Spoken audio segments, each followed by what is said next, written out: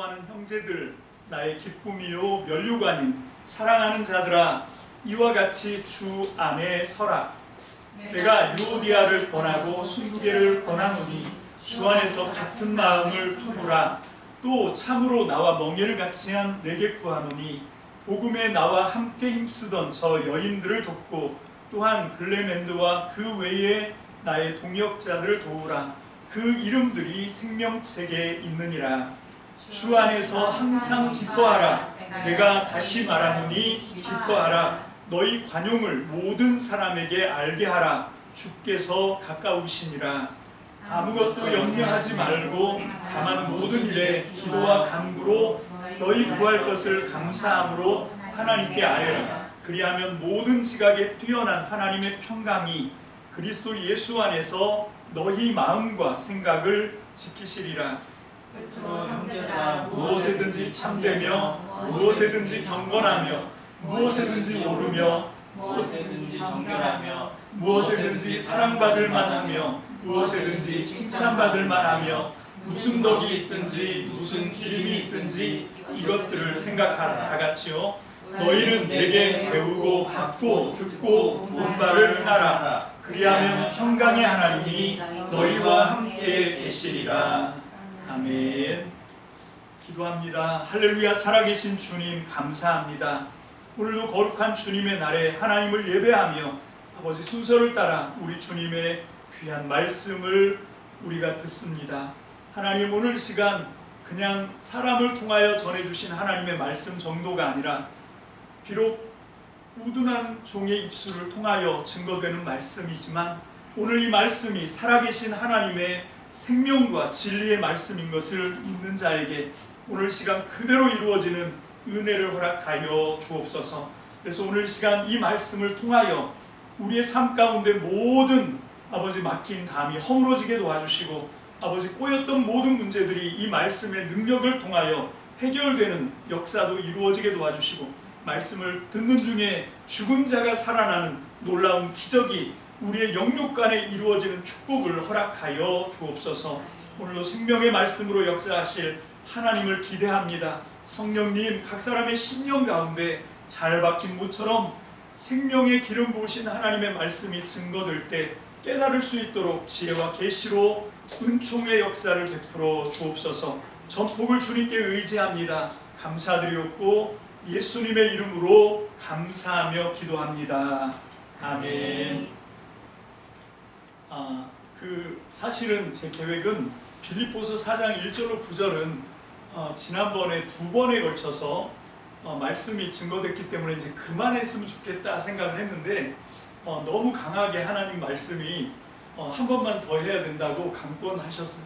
그래서 오늘 아예 이 설교를 하기 전에 광고를 하겠습니다. 다음 주에는 10절로 20절 감사 인사와 마지막 기도 오늘 꼭 말씀 증거했으면 좋겠습니다. 물론 뭐 이거를 내 마음대로 결정하는 게 아니고 우리의 주인은 하나님이시기 때문에 하나님의 뜻대로 가는 거지만 이 빌립보서에 좀 너무 많이 붙들려 있는 거 아닌가 이런 생각이 좀 있어요. 설교하는 저도 있는데 듣는 사람들이 어떨까 그런 생각을 좀 해보면서 우리 한번 복습을 해보면 13번째 우리 빌립보서를 나누면서 똑같은 본문 빌립보 4장 1절로 9절 말씀을 통해서 그때는 이 1절이 핵심이었죠. 1절의 맨 마지막에 나와 있는 주 안에 서라, 그 굳건하게 서라 라고 하는 제목으로 우리가 어떻게 하는 것이 주 안에 서는 건지 그 부분에 대해서 우리가 함께 나눴죠. 그냥 이 믿음은 관념이나 이론이 아니고 믿음은 우리의 실생활이다. 그래서 복음이라고 하는 건 어떤 신학적인 이론이 아니라 어떤 그 머릿속에 우리가 잘 정리된 어떤 그런 말씀 한 구절, 그게 복음이 아니라 진짜 복음은 뭔가 하면 삶이다. 내 삶에서 하나님을 인정하고 그리스도처럼 예수님을 닮도록 그렇게 헌신하고 희생하며 예수님이 그렇게 하셨던 것처럼 십자가를 통해서 우리에게 본을 보여주셨던 것처럼 예수님을 따라 변화된 삶을 실천해 나가려고 하는 것, 그것이 복음이고 바울은 바로 거기에 굳건하게 서야 된다라고 말씀하고 있는 거죠. 자, 그리고 이제 두 번째 이 똑같은 이때는 이제 4절 말씀이 핵심이었습니다. 항상 기뻐하라. 주 안에서 항상 기뻐하라 라고 하는 주제로 우리가 어떻게 하면 이걸 할 수 있는가에 대해서 우리가 함께 나눴는데, 성령의 9가지 열매, 그 중에서 두 번째가 희락, 이 기쁨이거든요. 첫 번째가 사랑이고 두 번째가 희락이고, 여러분 그렇다고 해서 이 열매가 각각 다른 열매가 아니고, 그래서 우리가 그 기쁨에 대해서 주 안에서 굳건하게 서는 것 중에 하나가 내가 주 안에 서 있다라고 하는 증거, 내가 정말 복음을 따라서 예수님을 닮아간다라고 하는 가장 기본적인 내 마음 속에 있는 확증이 뭐냐면 내 안에 기쁨이 있다는 거예요. 여러분들 안에 이 기쁨이 있습니까? 여러분 이게 있어야 돼요. 생명의 기쁨입니다. 여러분 이거는 환경이나 조건에 따라서 우리가 기쁜 일이 있으면 기쁘기도 하죠. 그죠? 우리가 바라고 기대했던 어떤 일들이 성취되면 막 기쁘잖아요. 요즘 이제 제 주변에 있는 사람들, 물론 이제 저랑 취향이 같은 사람들이죠. 반대 사람들은 요즘 아주 죽을 맛이다 뭐 걱정하고 마치 나라가 다 무너지고 망한 것처럼 그렇게 걱정하지만, 저랑 취향이 같은 분들한테 전화하면 뭐라 그러냐면 너무 행복하다. 그냥 되는 일이 없는데도 그냥 웃음이 나오고 정말 황홀하다 뭐 이런 고백을 하시는 분도 있어요. 참 신기한 게 뭐냐면 이럴 때는 누가 한 대 때려도 아픈 줄도 모르고 기분도 안 나쁘고 뭐 그런 거 있잖아요. 그렇게 이제 다 그렇게 용서가 되고 그런 고백들을 하던데, 그런 이제 외부 조건이나 상황이 내가 원하는 대로 맞춰져서 기쁠 수 있어요. 그건 세상이 주는 기쁨입니다. 그 세상이 주는 기쁨은 시효가 얼마 가지 않아요. 이 금방 바래고요. 금방 이제 시간이 지나면 언제 내가 기뻐했던가 싶을 정도로 기억에도 안 남습니다. 그냥 늘 이 힘들었던 것 같고 늘 고통스러운 것만 같고, 이 희한하게 기뻤던 기억은 금세 사라지는데 힘들고 고통스러운 기억은 오래오래 가죠. 이게 참 우리의 인생 가운데 난감한 문제인데, 반대로 됐으면 얼마나 좋을까 그런 생각을 좀 해보지만 그게 그렇게 잘 안 돼요. 그래서 이 기쁨의 기억, 조건과 상황, 환경을 통해서 우리에게 주어지는 기쁨이라고 하는 건 금방 지나가 버리는 그런 기쁨이죠. 그런데 여기서 지금 성경이 말씀하고 있는 기쁨은 여기서도 말하고 있지만 그냥 내 안에서 항상 샘솟듯 솟아나오는 기쁨입니다. 환경이나 조건은 더 힘들어지고 열악해짐에도 불구하고 이 기쁨의 비밀이 내 안에서 한번 풀어지면 어떤 역사가 생기냐면, 몸은 고달프고 정말 환경이 어려우니까 정말 힘들고 괴롭지만 그거 없는 건 아니에요. 그 괴로움이 있음에도 불구하고 이 환경과 조건을 초월해서 우리에게 부어진 이 생명의 기쁨은 우리를 감싸고 있다라고 하는 거죠. 여러분 이 기쁨은 세상이 뺏어갈 수 없는 기쁨이에요. 여러분 이 기쁨에 대해서 두 번째 시간에 우리가 함께 나눴는데, 그게 성령님을 통해서 우리 안에 맺혀지는 열매였다라고 하는 걸 우리가 배웠습니다. 그렇게 하고 이제 오늘 말씀의 제목은 너희의 너그러운 관대함을 널리 전하라. 자, 요게 이제 새번역에서 말씀하고 있는 새번역 버전의 그거고요. 이게 이 개역 개정, 오늘은 본문을 개역 개정으로 했는데 이게 관용이죠. 5절 말씀입니다. 5절. 우리 5절을 다 함께 한번 읽어보도록 하겠습니다. 5절 시작. 너희 관용을 모든 사람에게 알게 하라. 주께서 가까우시니라. 한 번 더요. 너희 관용을 모든 사람에게 알게 하라. 주께서 가까우시니라. 자, 제가 오늘 이 1절과 9절에 있는 이 본문을 갖고 한 번 더 설교해야만 되겠다 라고 생각했던 건 뭐냐면, 저를 포함해서 우리 교회를 포함해서 이 대한민국에 교회가 한 8만 개 정도가 있다고 해요. 8만 개 정도 교회가 있는데 그 교회에 대한 세상이 갖고 있는 교회에 대한 인식이 뭘까? 여러분 세상은 오늘 우리 한국에 있는 8만 개 교회, 그 교회를 출석하고 있는 그 많은 제가 볼 때는 한 500만 좀 안 되는 크리스찬들, 성도들이 있다고 저는 생각해요. 지금 인구 조사에 의하면 800만이라고 하는데 거기에는요 신천지도 포함되고 뭐 그러거든요. 다 포함해서 800만 이렇게 얘기하던데, 그러니까 지금 숫자가 많이 떨어졌죠. 자, 그렇지만 어쨌건 800만이 됐든 500만이 됐던 그 성도들을 세상 사람들은 교회에 대해서 어떤 인상을 갖고 있을까요? 야, 교회 다니는 사람들, 성도들은 너무 관대해, 너무 관용이 넘쳐, 너그럽고 막 인자하고 그렇게 생각할까요? 그럼 제가 보면 이건 뭐 세상이 어떻게 생각할지 모르지만 일단 제가 생각할 때 제가 요즘 보는 많은 크리스찬들, 제가 접하고 아니면 뭐 TV나 이런 유튜브나 이런 데서 만나는 크리스찬들을 보면 전혀 그렇지가 않아요. 전혀 너그럽지도 않고 넉넉하지도 않고, 어쩌면 저렇게 인색하지? 어쩌면 저렇게 공격적이지? 어쩌면 저렇게 날카롭지? 굉장해요. 굉장히 협소하고. 그러니까 여기 있는 말씀하고는 정반대란 말입니다. 지금 사도 바울은 빌립보에 있는 성도들에게 마지막 권면을 하면서 주 안에 굳건하게 서라 이렇게 당부를 하고, 그 다음에 성령 안에서 항상 기뻐하라. 기쁨이 생명이다. 기쁨을 잃어버리면 안 된다. 이 얘기를 하지만 또 한편으로 똑같은 비중으로 너희 관용을 이 세상 모든 사람이 알게 해라. 그러니까 지금 사도 바울은 적어도 예수를 믿는다고 하면 마음이 넉넉하고 너그럽고 정말로 모든 것들을 용납할 만큼 여유가 만만하고, 그거는 그냥 상수인 거예요. 이걸 뭐 따질 필요가 없이 그거는 이미 해결된 문제인 것처럼 얘기합니다.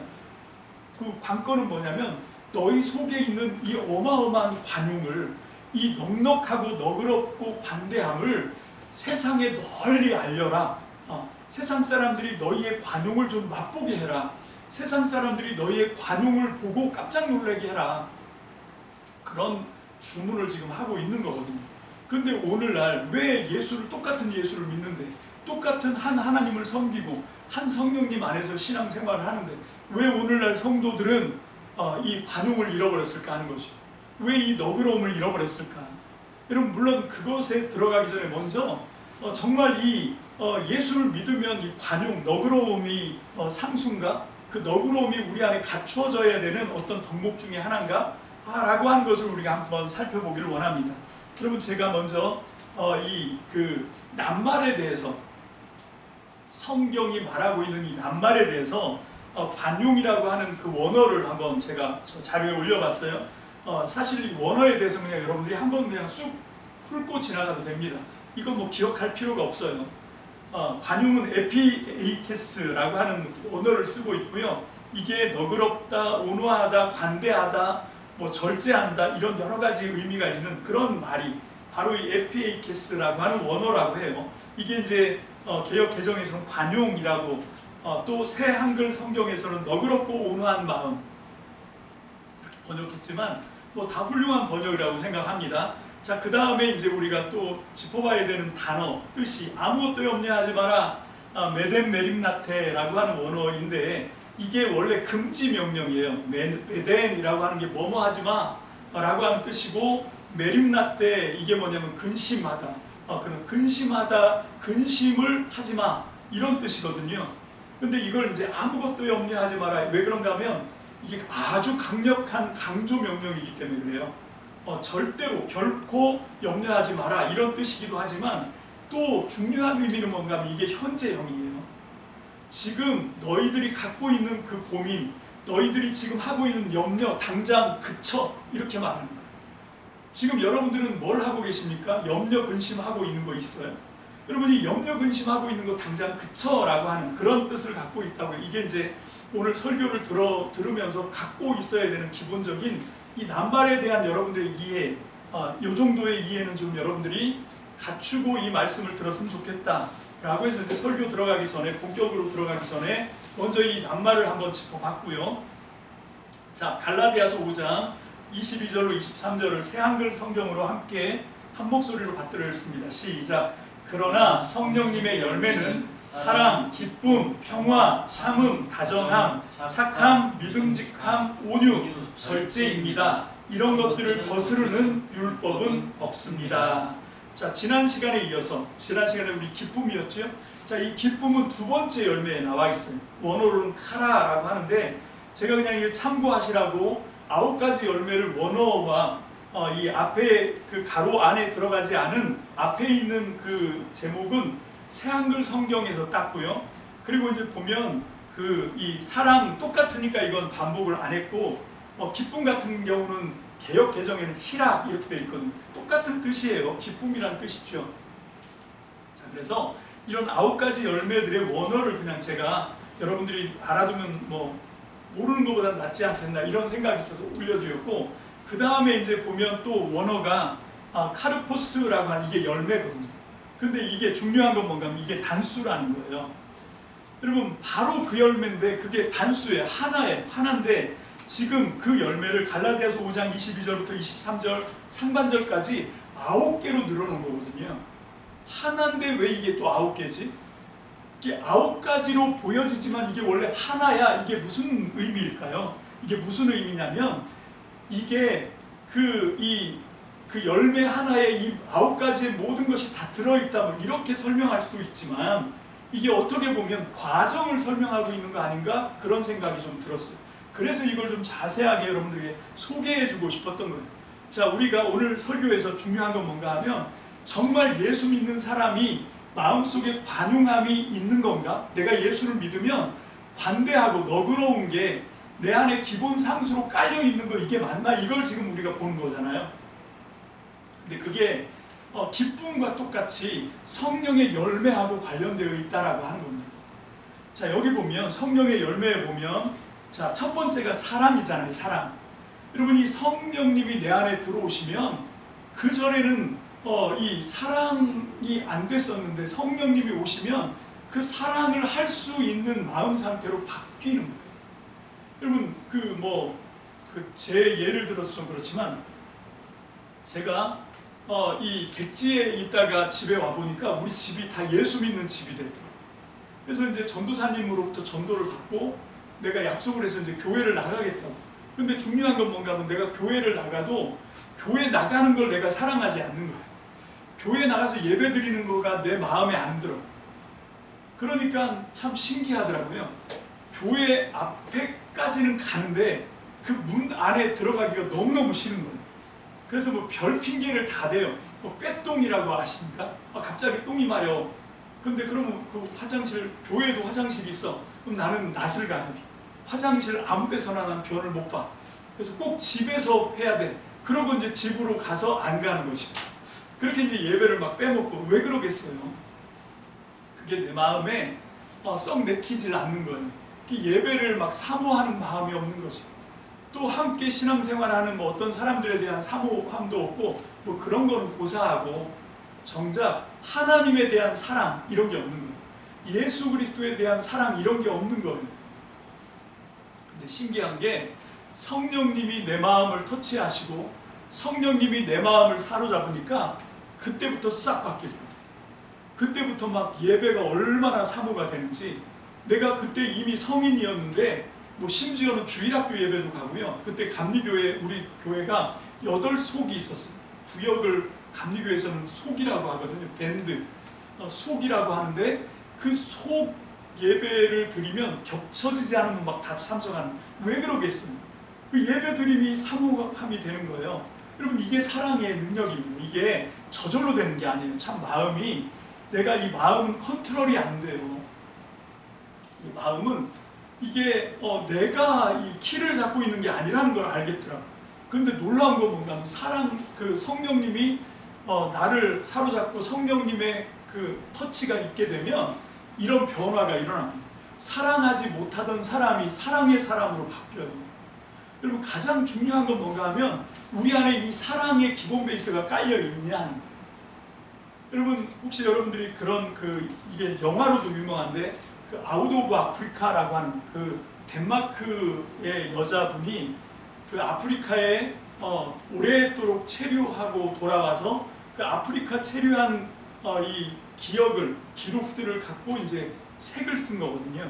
그게 아웃 오브 아프리카라고 하는 책인데 소설로 먼저 나왔다가 이게 나중에 이제 영화화가 된 건데 동시대에 누가 살았냐면 그 허밍웨이라고 하는 그 해밍웨이가 살았거든요. 그 해밍웨이가 그 노벨상을 받으면서 했던 그 노벨상 수상 소감에 보면 이 상은 내가 받으면 안 되고 다른 사람이 받았어야 된다 할 때 바로 그 아웃 오브 아프리카를 쓴 그 책과 그 저자를 거론합니다. 그래서 유명해진 거죠. 그럴 정도로 이 작품이 기가 막히거든요. 그 아프리카에서 체류했던 경험들을 이제 소설로 썼는데, 물론 영화에도 그게 많이 묻어 나오지만 소설을 읽어보면 그게 더 많이 묻어 나와요. 근데 참 신기한 게 그 아프리카에서 굉장히 뭐 이게 녹록하지 않은 그런 경험이거든요. 굉장히 어려운 경험. 왜냐하면 거기 기후나 환경이나 문화나 이런 거에 적응을 잘 못하니까. 그 아프리카 사람들이 참 신기한 문화와 습성 이런 걸 갖고 있어가지고 그 속에 이렇게 들어가기가 되게 어려운 그런 상황인 거예요. 그래서 외지 사람과 그 이 원주민의 그런 간격이 아프리카도 굉장히 뚜렷한 어떤 경계선이 있는 거죠. 여러분, 이거는 우리가 그 타지에서 나그네 생활을 좀 안 해보면 잘 모르는 건데, 다른 문화권에 이렇게 가면 아, 내가 이방인이구나 뭐 이런 감각을 막 갖게 되잖아요.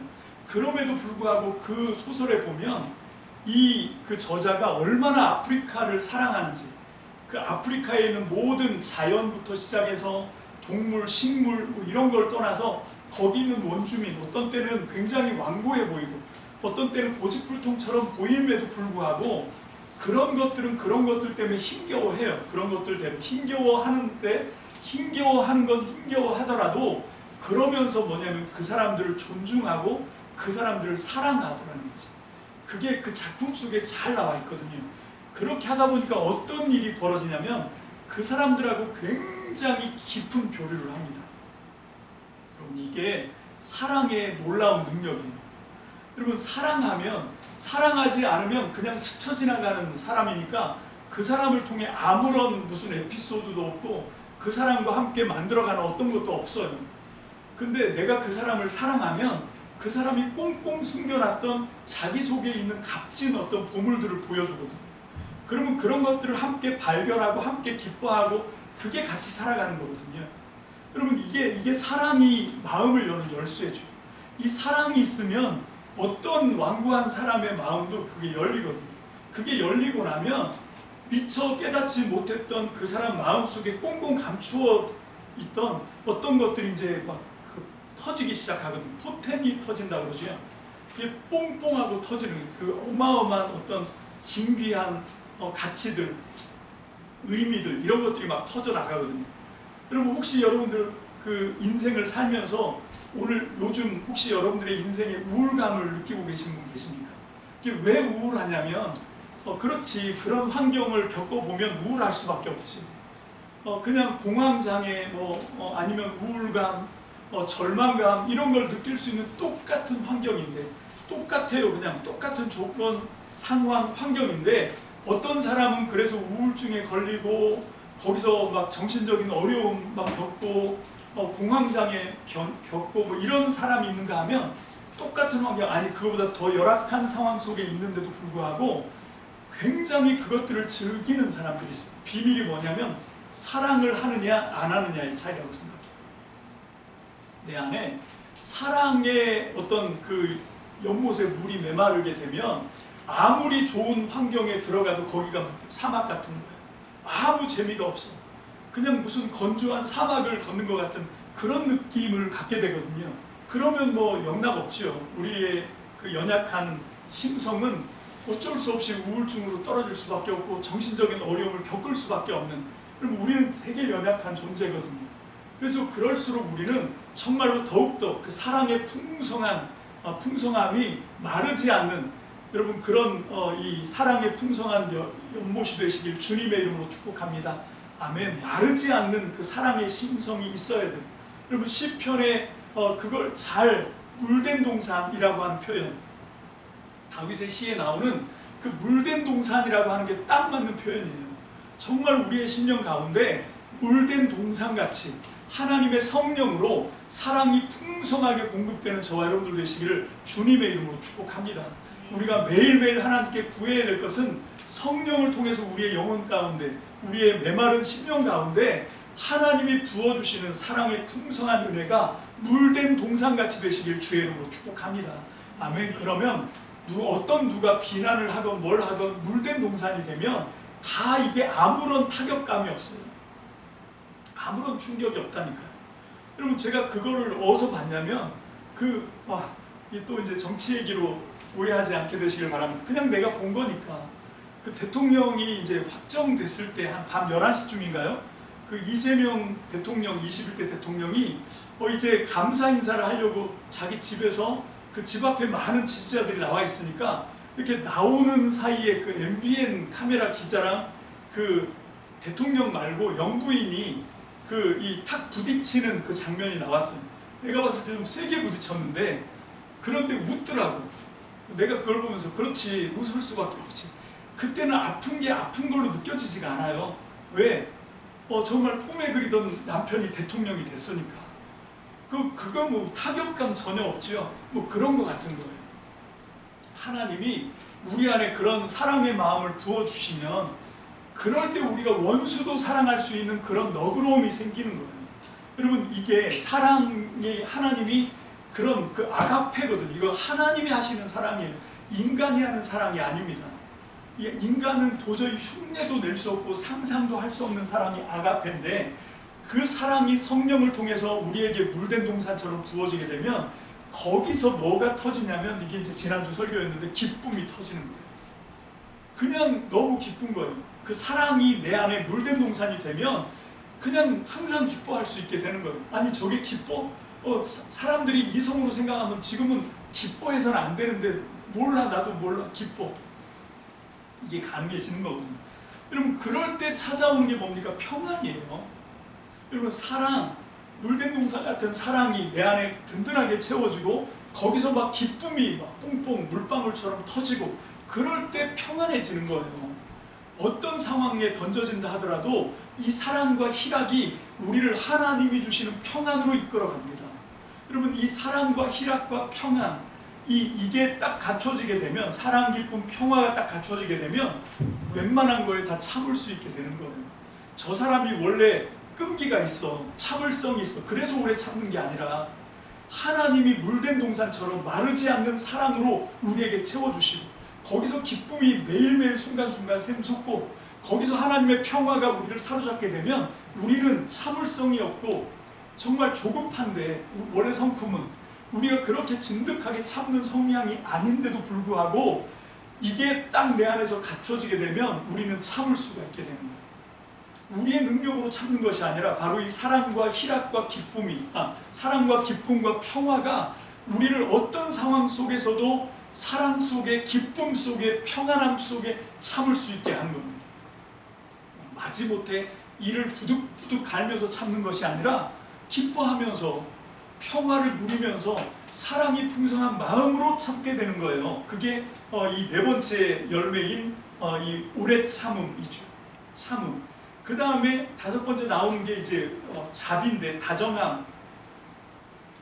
이 다정함이라고 하고 착함, 믿음직함, 온유, 절제. 여러분 이런 것들이 전부가 다 뭐냐면 오늘 말씀하고 있는 관용의 베이스입니다.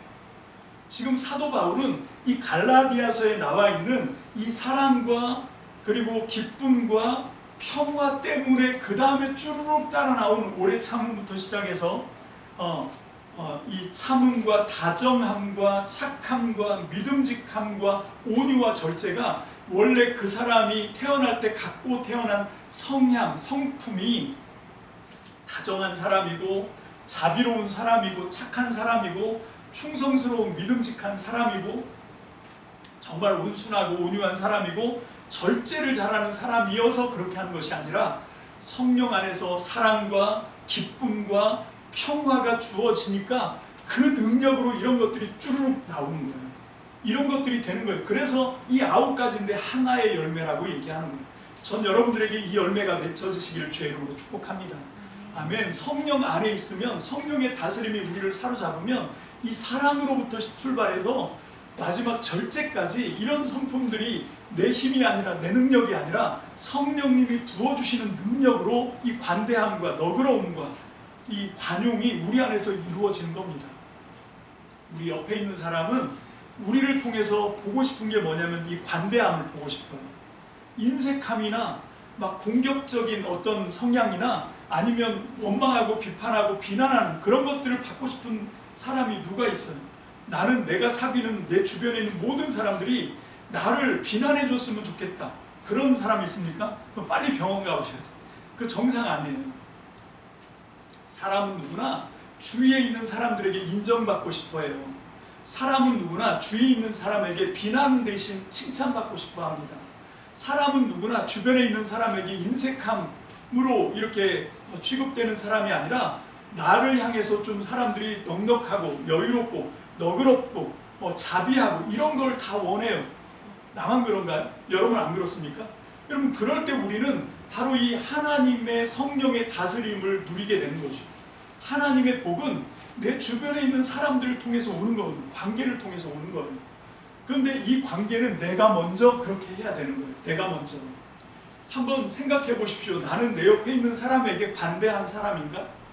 넉넉한 사람인가? 너그러운 사람인가? 아니면 반대로 내 옆에 있는 사람들에게 한없이 인색하고 그래서 내 옆에 있는 사람에게 칭찬보다는 비난 일색이고 그런 사람인가? 좋은 말보다 좀 이 듣기 안 좋은 말을 많이 하나? 여러분 이런 것들 우리가 좀 점검해 봐야 돼요. 그게 관계거든요. 여러분 우리는 하나님의 사람입니다. 내가 먼저 내 옆에 있는 사람에게 이 물꼬를 터야 되는 거죠. 그게 빛과 소금의 역할이에요. 내가 빛이 된다는 게 뭡니까? 내가 소금이 된다는 게 뭐지? 여러분 그냥 불 들고 나가는 거예요. 뭐 형광등 들고 밤에 나가서 물론 이번에 이 내란 사태 계엄을 막아선 게 이 빛들의 혁명 뭐 이런 얘기 하지만 여러분 그게 우리가 빛이 되는 겁니까? 여러분 그게 그렇게 하는 게 우리가 빛의 역할을 하는 거예요? 아닙니다. 정말 우리가 우리 옆에 있는 사람 다 부족하거든요. 부족할 뿐만 아니라 외로운 사람들이에요. 제가 그 아이유 씨한테 참 귀한 거 하나 배웠는데 가수 아이유가 뭐라고 얘기하냐면 외로움에는 반대말이 없대요. 무슨 얘기인가 하면 아직까지 인류가 그 외로움을 치유할 수 있는 그 반대되는 뭘로 그 외로움을 상쇄할 수 있냐는 거예요. 행복해도 행복하면서 외로울 수 있다는 거예요. 기분이 좋다, 즐겁다, 즐거우면서도 한편으로 그 즐거웠던 시간이 끝나면 더 지독한 외로움을 느낄 수가 있는 거죠. 저는요, 이 외로움을 해결할 수 있는 방법은 자기의 능력으로는 없다고 생각해요. 똑같은 생각입니다. 저도 외로움에는 반대말이 없어요. 근데 이 외로움을 해결할 수 있는 유일한 해결책은 뭔지 아십니까? 외로운 사람끼리 서로 부대끼는 거예요. 서로 기대는 겁니다. 나도 이 외로운데 이 외로움을 어떻게 해결할 수 있는 방법이 없어. 너도 그렇구나 하고 이해해 주는 거지요. 여러분 정말 눈빛을 하나 보내더라도 따뜻한 눈빛, 너의 외로움을 감싸주는 네가 얼마나 힘든지 내가 안다. 그런 눈빛을 보내야죠. 그래야 안식처가 되는 겁니다. 여러분 이게 너희 관용을 모든 사람에게 알게 하라는 말씀이고 이게 바로 빛과 소금의 역할을 감당하라는 말씀이에요. 그렇게 하려고 하면 우리가 하나님 앞에 기도해야 합니다. 여러분 우리는 정말 가만두면 이거를 그냥 저절로 그냥 타고난 대로 저절로 이게 이루어지는 그런 사람이 아니에요. 우리는 가만두면 그 반대가 나타납니다. 그래서 우리는 이걸 어떻게 해야 돼요? 거슬러야 돼요. 거슬러야 돼요. 내 본성과 거슬러야 되는 거예요. 하나님의 말씀이니까 날마다 이 하나님의 말씀대로 나를 쳐서 훈련시켜야 됩니다. 그래서 이 하나님의 뜻이 내 안에서 열매로 맺혀지게 해야 돼요. 성령의 열매, 그러니까 저절로 맺혀진다 이렇게 생각하시면 안 돼요. 물론 출발은 성령님이 하신 거지만 그걸 내가 얼마나 넉넉하게 내 마음에 이 그릇에 담아놓고 이걸 활용할 수 있느냐는 내가 그것에 얼마만큼 열심히 애쓰고 노력하느냐에 달려있어요. 여러분 은혜와 노력은 이게 서로 충돌되는 개념이 아닙니다. 하나님의 은혜를 더 은혜되게 하기 위해서 어떻게 해야 되냐? 우리의 본성들의 모든 것들을 거스르는 그런 우리의 훈련이 필요합니다. 여러분 이걸 영성 훈련이라고 하죠. 여러분 그 중에 가장 중요한 게 뭔가 하면 기도예요. 기도. 자, 기도의 목적, 왜 기도하냐 누가 물어봐요. 왜 기도하냐? 그럼 기도할 수밖에 없잖아. 그런 말 하잖아요. 무슨 얘기예요? 지금 나한테 필요한 게 있어. 지금 나한테 하나님이 도와주지 않으면 안 될 절박한 문제, 하나님이 꼭 도와주셔야 되는 어떤 문제가 있어. 그럴 때 우리가 그러거든요. 왜 기도해? 이렇게 물어보면 왜 기도에는 목적을 물어보는 거잖아요. 무엇 때문에 기도해? 목적이 뭐야? 기도하는 목적이 뭐야? 그 질문이거든요. 그럴 때 우리는 그냥 단순하게 나한테 지금 아주 절실하게 필요한 게 있어. 나한테 지금 시급한 도움이 필요해. 하나님이 나를 도와주셔야 되는 거 그거. 그래서 나는 그걸 지금 하나님께 나한테 이런 도움이 필요하고 나는 지금 뭐 때문에 문제가 지금 힘들고 이걸 알려주는 거 이게 우리의 기도의 목적이냐는 거예요. 어떤 상황이 힘들고 필요가 생기고 도와주셔야 되는 어떤 그런 것들이 있으니까 하나님 도와주세요. 이게 우리의 기도의 목적이라고 생각하는데 아니라는 것이에요. 기도의 목적은 그게 아니라는 거예요. 그걸 잘 드러내는 게 뭐냐면 먼저 마태복음 6장 8절입니다. 마태복음 6장 8절 새한글 성경으로만 보겠습니다. 마태복음 6장 8절 시작. 그러므로 그들하고 같은 사람이 되지 마세요. 달라고 하기 전에 여러분의 아버지는 여러분이 무엇을 필요로 하는지 알고 계십니다. 하나님은 우리가 구하기 전에 이미 우리에게 뭐가 필요한지를 하나님은 다 알고 있대요. 우리가 안 알려줘갖고 하나님이 몰라서 우리를 못 도와주는 게 아니라는 거예요. 그러니까 기도의 목적은 내가 뭐가 필요한지 지금 시급하게 하나님이 날 도와줘야 되는 어떤 문제가 뭔지를 하나님께 알리는 게 기도의 목적이 아니라는 겁니다. 여러분 베드로전서 5장 6절이 그걸 잘 얘기하고 있어요. 베드로전서 5장 6절 시작. 새한글이요. 그러므로 하나님의 힘있는 손 아래로 스스로 낮추십시오. 그러면 적절할 때 하나님이 여러분을 높여주실 겁니다. 자, 기도의 목적은 뭐냐면 하나님의 전능하심 아래 내가 겸손하게 낮아지는 거예요. 자, 무슨 얘기냐면 기도의 목적은 하나님의 전능하심을 믿고 교만함에서 겸손함으로 낮춰지는 거라는 거예요. 자, 그 이유가 베드로전서 5장 7절 8절에 나오는데 이번엔 개역 개정 보겠습니다. 시작. 너희 염려를 다 주께 맡기라. 이는 그가 너희를 돌보심이라. 여기까지. 자, 7절에 보니까 너희 염려를 다 주께 맡겨라. 자, 6절에는 뭐라고 되어 있냐면 하나님의 능하신 손 아래에서 하나님의 전능하심 앞에서 겸손하라 이렇게 말하고 있어요. 여러분 겸손하라고 말씀하시는데 겸손하라고 하는 게 구체적으로 뭘 하라는 거예요? 전능하신 하나님의 손 앞에서 하나님의 전능하심 앞에서 나보고 겸손하라고 하는데 내가 겸손하게 되는 내가 어떻게 해서 뭘로 겸손하게 되는 거예요? 그걸 7절이 설명해 주고 있는 거예요. 너희 염려를 몽땅 주님께 맡기는 거예요. 내가 지금 염려를 하나님께 맡기는 게 뭐냐면 내가 편안해지는 거예요. 우리에게 걱정거리가 없어서 저렇게 진짜 속 편한 게 아니라는 거예요. 내가 지금 걱정할 게 없고 지금 당장 눈앞에 닥쳐있는 시급한 문제가 없어서 발 동동 구르고 전전긍긍하고 살아야 되는 건데 그렇지 않고 태평한 게 아니라는 거예요. 물론 그런 사람도 있죠. 그건 바보죠. 우리가 현실 감각이 조금만 있으면 상황이 급박해지면 우리의 마음도 급할 수밖에 없거든요. 근데 그게 교만이라는 거예요. 하나님이 살아계신 하나님이 나의 주님이신데 그 염려는 내가 하면 하나님을 하나님 되게 하지 않는 거죠. 하나님을 완전히 업신 여기는 거라는 거예요. 하나님을 인정하는 게 뭐냐면 내가 염려하지 않는 거예요. 그게 겸손해지는 거예요. 내가 겸손할 때 하나님이 높임을 받는 거거든요. 여러분 이게 기도의 목적이라는 거예요. 기도의 목적은 뭐냐면 하나님의 전능하심 앞에 나의 교만함을 겸손함으로 낮추기 위해서 하는 게 기도예요. 왜 기도하냐고요? 내가 지금 이 어려운 문제가 생겼어. 그랬더니 내 마음이 어떻게 돼요? 하나님의 전능하심을 망각하고 하나님보다 문제가 더 크다고 생각하는 거예요. 그건 하나님을 하나님 되게 하지 않는 거죠. 하나님은 너무 멀어서 보이지도 않고 그냥 내 눈앞에 문제만 보이는 거예요. 그래서 하나님 내가 이 문제 때문에 죽을 것 같아요. 그럼 어떻게 되는 거예요? 내가 죽고 사는 건 문제 때문에 죽고 사는 게 아니에요. 내가 죽고 사는 건 하나님 손에 달려있는 거지. 이 문제 때문에 내가 하나님의 전능하심을 지금 잃어버리고 있는 거예요. 이 문제 때문에 내가 지금 하나님을 높이는 걸 잃어버리고 있는 거예요. 하나님을 업신여긴 거예요. 그래서 내가 다시 교만해진 거예요. 그래서 내가 문제를 해결할 사람인 것처럼 그 문제 앞에서 내가 뭘 하냐면 전전긍긍하면서 염려근심하는 거예요. 이거를 안 하려고 기도하는 거예요. 이 문제를 하나님 앞에 던지는 게 기도예요. 왜 기도하냐고요? 이 문제 속에서도 하나님을 붙들기 위해서 기도하는 거예요. 하나님의 전능하심 앞에 나를 낮추는 게 이게 겸손이라는 거죠. 이런 기도의 목적을 가진 거죠. 여러분, 이렇게 될 때 전능하신 하나님이 이 성령님을 통해서 우리 안에 사랑부터 시작해서 모든 풍성한 관용의 마음을 9가지로 우리 안에서 펼쳐나가게 되는 줄로 믿습니다. 그럴 때 우리는 어디에다 던져놔도 어떤 상황 속에 있어도 우리 속에 있는 하나님의 관대함, 하나님의 너그러움, 하나님의 전능함이 철철철철 넘쳐흐르게 되는 거죠. 그럴 때 사람들이 우리를 보고 정말 특이하네 이렇게 보는 거예요.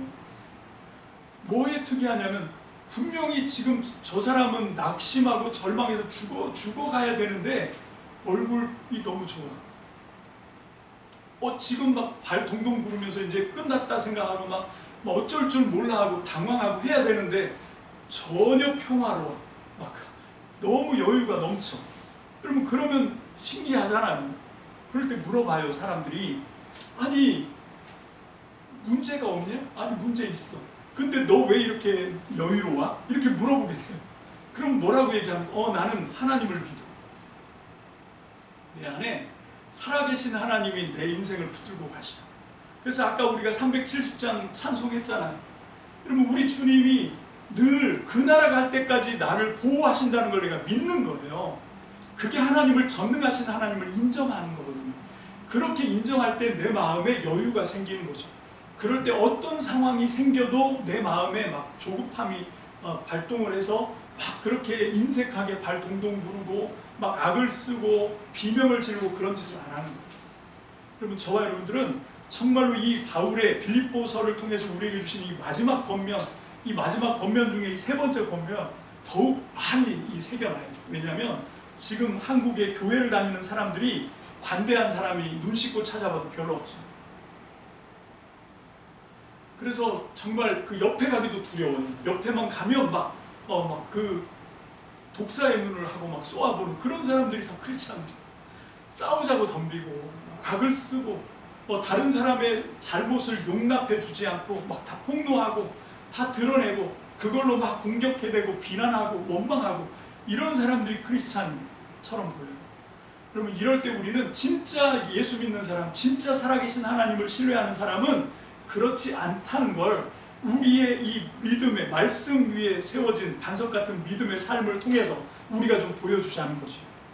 여러분, 그러기 위해서 먼저 이 말씀 앞에 나를 좀 점검해 보세요.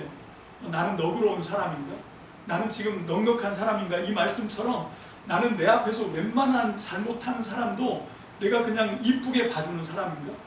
내가 그냥 정말 넘치는 사랑으로 그 사람이 뭘 하든 이쁘게 봐줄 준비가 되어 있는 사람인가? 여러분, 어떤 사람들이 나한테 미움을 받거나 사랑을 받는 건 그 사람의 행동이 물론 그럴 수 있죠. 미운 짓을 하면 미워할 수밖에 없지. 이쁜 짓을 하는데 이뻐할 수밖에 없지. 우리가 그렇게 얘기할 수도 있어. 근데 가만히 따지고 보면 어쩌면 내 안에서 이미 그 사람이 어떤 행동을 하기 전에 이미 이뻐하기로 결정하고 만나는 사람일 수도 있거든. 아니면 걔가 무슨 짓을 하든지 나는 꼬투리 잡을 준비가 돼 있어. 걔가 어떤 짓을 하든지 나는 미워할 준비가 돼 있는 그런 수도 있거든요. 여러분, 이게 내 마음의 문제인 거예요. 그 안에 뭐가 없는 거예요? 하나님이 물된 동산처럼 내 안에 은혜를 채워주지 못한 거예요. 내 안에 사막 같은 마음인데 메말라 있는데 그냥 발만 갖다 대도 먼지가 풀썩풀썩 날 수밖에 없지. 나는 지금 물된 동산처럼 하나님의 은혜로 촉촉한 사람인가?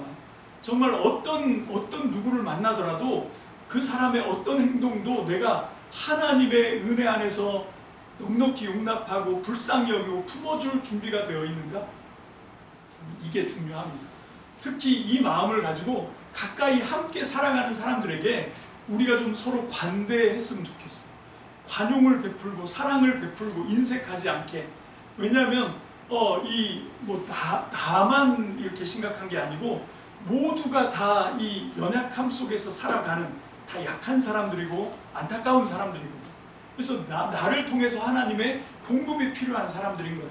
하나님의 성령님을 통한 사랑의 공급이 물된 동산 같은 그 사랑의 풍성함이 나를 통해서 그 영혼에게 흘러들어갈 수 있는 거거든요. 여러분 그런 마음을 가지고 옆에 있는 사람에게 좀 에너지를 뿜뿜 넣어주는 그런 사람이 됩시다. 이게 너희 관용을 모든 사람들에게 알려라 라고 하는 말씀이에요. 너희의 넉넉하고 관대한 마음, 너그러운 마음을 온 세상 사람들이 알게 해라 라고 하는 말씀이 바로 이걸 하는 거예요. 힘을 주는 사람, 용기를 주는 사람, 칭찬하고 격려하는 사람. 물론 뭐 비난거리가 없고 책망할 거리가 없고 그래서 그렇게 하는 게 아니에요. 많이 있어요. 칭찬할 거가 한 가지면 정말 꼬투리 잡고 비난하고 책망하고 그렇게 지적할 거는 천 가지 만 가지거든요. 항상 우리는 그렇게 기울어져 있어서 그래요. 물론 그런 문제투성이인 사람도 있죠. 그 사람의 문제일 수도 있고. 하여튼 다 그래요. 그래서 우리는 어떻게 해야 되냐면 할 수 있는 대로 칭찬하고 격려하고 원망하고 비난하고 공격하고 이렇게 하는 거는 딱 멈추고 우리가 어떻게 하든지 옆에 있는 사람을 좀 세워주고 인정해주고 칭찬하고 격려하고 이런 걸 하면 어느 순간 변화됩니다. 그 사람에게 분명히 있었던 어떤 문제거리 그런 어떤 지적을 해야 되는 그런 거 근데 신기해요. 내가 지적하잖아요. 그럼 그게 더 늘어나. 이 사람은 또 그런 게 있거든요. 아주 못된 성품인데 내가 볼 때는 여자들도 분명히 그런 심보가 있어. 근데 여자보다 남자가 한 배는 많은 것 같은데 그게 뭐냐면 엇나가는 그런 성향이 있어요. 그래서 잔소리를 하면 그 다음날 보면 그 전에는 잔소리 할 게 10가지였는데 그 다음날 보면 그게 100가지로 늘어나 있어. 그게 그 엇나가는 심보에서 나온 거일 수가 있어요. 그러니까 이거를 잘못한 거가 있어도 그건 좀 사랑으로 덮어주고 눈 감아주고 정말 힘들어요. 그래서 기도해야 돼요.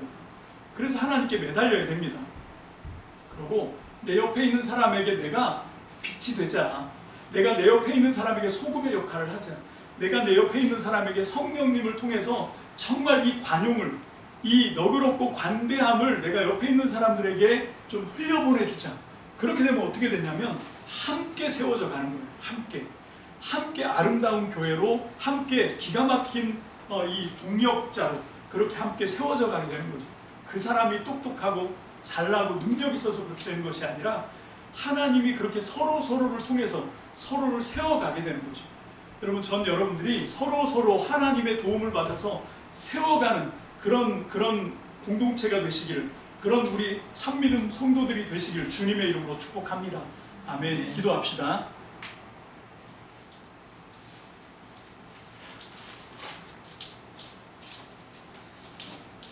너희 너그러운 관대함을 널리 전파하라 라고 하는 말씀으로 오늘 빌립보서 4장 1절과 9절의 말씀을 우리가 함께 나눕니다.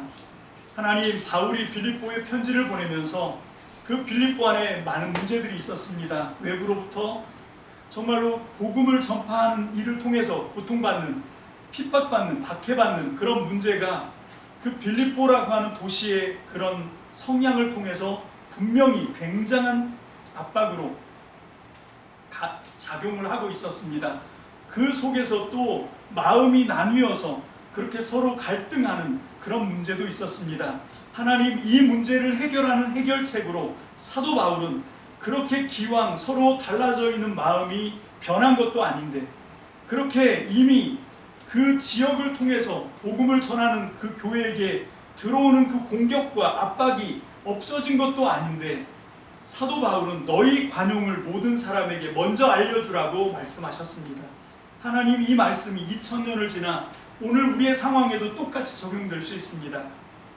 하나님, 오늘날 이 시대를 살아가는 교회와 성도들을 바라보면 너무도 인색합니다. 너무도 넉넉하지 못하고 관용이 없습니다. 하나님, 특히 남에 대해서 나에게는 넉넉하고 너그러운데 어쩌면 그렇게 다른 사람의 잘못에 대해서는 그렇게 너그러울 수 없는지 하나님, 오늘 이 말씀 앞에 우리가 먼저 깨지기를 원합니다.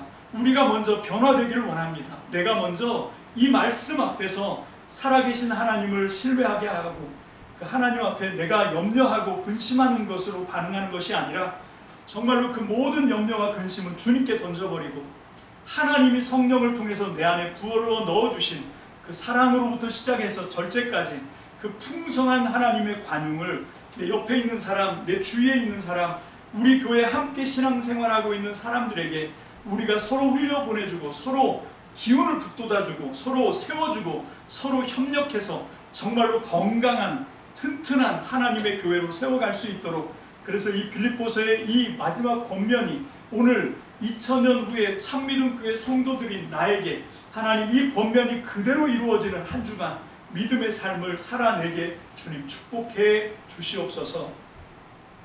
감사를 드립니다. 축복합니다. 예수님 이름으로 감사하며 기도합니다. 아멘.